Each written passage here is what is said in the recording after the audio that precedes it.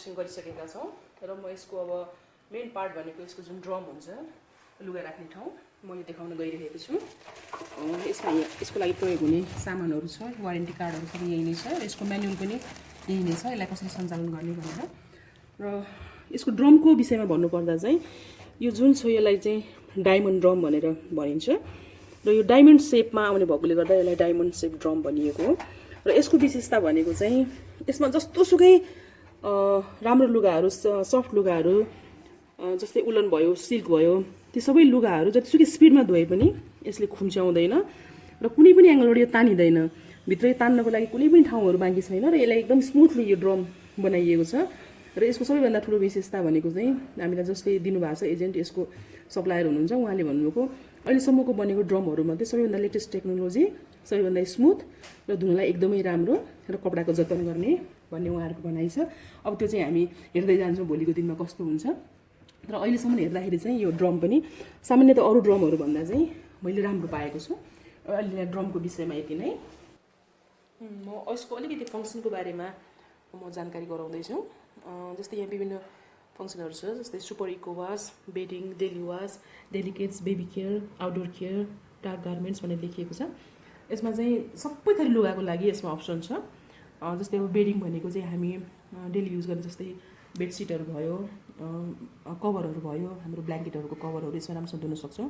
Daily वास भनेको चाहिँ हामी दैनिक प्रयोग गर्ने लुगाहरू, जस्तै अब हामी जगिङमा जान्छौँ होला या बच्चाहरूले दैनिक स्कुल जाँदा प्रयोग गर्ने लुगाहरू, यो नर्मल वास नै हुन्छ डेली वास चाहिँ।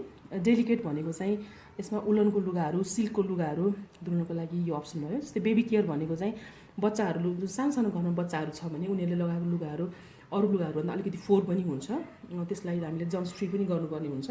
त्यसको लागि चाहिँ बेबी केयर फङ्सनमा गएर हामी बच्चाहरूको लुगा धुन सक्छौँ। त्यस्तै गरेर डार्क गार्मेन्ट छ, आउटडोर केयर छ, यो यहाँले बुझि नै हाल्नुहुन्छ।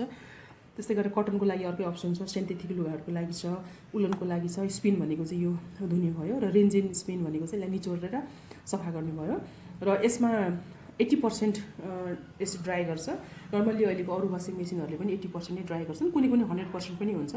तर हाम्रो जस्तो मजाले घाम लाग्ने ठाउँमा हामीले 100% नचाहिने पनि हुनसक्छ। जस्तै 80% लुगा ड्राई भइसकेपछि हामीले एकैछिन आधा घन्टा 1 घन्टा घाममा राखिसकेपछि त्यसमा घामबाट आउने जुन एन्टिब्याक्टेरियल प्रपर्टी छ त्यो पनि हामीले पाउन सक्छौँ। र हाम्रो जुन घाममा लुगा सुकाउने चलन हुन्छ त्यो पनि हामीले प्रयोग गर्न पाउँछौँ।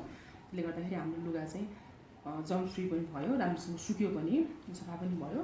त्यसले गर्दाखेरि हामीले दुईवटै अप्सन युज गर्न पाउँछौँ। जुन 8 kg भन्ने यसको क्यापासिटी छ, यो 8 kg भनेको चाहिँ नर्मली सामान्य लुगाहरू हामीले 14वटादेखि लिएर 16वटासम्म यसमा धुन सक्छौँ, जुन हामी दैनिक प्रयोग गर्छौँ। र भन्नुपर्दाखेरि 5देखि 6जना यदि तपाईँको फ्यामिली मेम्बर हुनुहुन्छ भने उहाँहरूको लागि चाहिँ यो पर्फेक्ट अप्सन हो। दैनिक रूपमा धुनु पर्दैन, हप्तामा 2 पटक जति तपाईँ 5-6जनाको फ्यामिलीको लागि चाहिँ यसले काम दिन्छ। र यसमा ठुलो ठुलो ब्ल्याङ्केटहरू चाहिँ धुन मिल्दैन।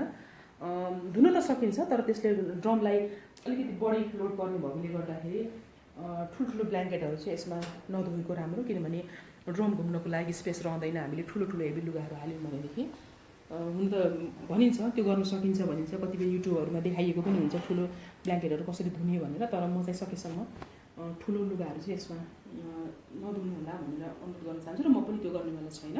र सानो सानो ब्ल्याङ्केटहरू धुन सकिने हालिन्छ, त्यसमा कुनै समस्या भएन। जस्तै पर्दाको खोलहरू भयो, पर्दा भयो, सोफा कभरहरू भयो, ती सबै लुगाहरू हामी धुन सक्छौँ। तर यति हो कि हामीले 8 kg यसको क्यापासिटी छ भनेर यसलाई टन्न लुगाहरू नराख्ने, अलिकति करिब 70देखि 80% मात्रै हामीले ड्रमलाई भर्यौँ भनेदेखि अलिकति घुम्नको लागि ठाउँ दियौँ भने यसले राम्रोसँग धुन्छ र काम राम्रोसँग गर्न सक्छ। प्लस ड्रमलाई पनि धेरै लोड पर्दैन। यसको विशेषता भनेको यति नै हो।